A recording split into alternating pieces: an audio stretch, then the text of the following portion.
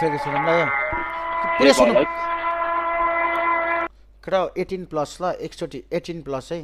सानोहरूले चाहिँ एकचोटि प्लिज कोही कसैले मोबाइल अगाडि कसैले हेडफोन लाउनु भएको छैन हेडफोन लाउनु कोही दिदी बहिनीहरूसँग टिभीमा हेर्दै हुनुहुन्छ नि एकछिन साउन्ड अफ गर्नु ल म यो एकचोटि यो पण्डित बाजेको पुरै भिडियो मैले हेरेको छैन एकचोटि हेर्छु क्या म तिमी के वरदान माग्छौ म तिम्रो भक्तिदेखि ज्यादै प्रसन्न भए वरदान माग बालक वरदान माग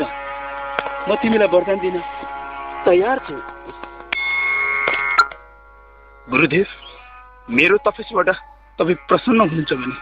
मलाई यस्तो वरदान दिनुहोस् मलाई रातभरि निन्द्रा लाग्दैन मलाई एउटा युवती दिनुहोस् यदि तपाईँ मलाई वरदान दिनुहुन्छ भने हे मूर्ख बालक तँलाई युवती वरदान दिनु माछिने रानीको छोरा म त कयौं वर्षदेखि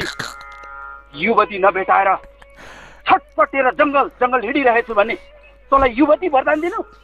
माछिने रानीको छोरा त्यो युवती अहिले मैले पाउनु भने म त्यसलाई यस्तो चिग्ने थिएँ यस्तो चिग्ने थिएँ यस्तो चिग्ने थिएँ त्यसको कुटीबाट यो अति रहेछ मैले सुनेको थिइनँ यार कसम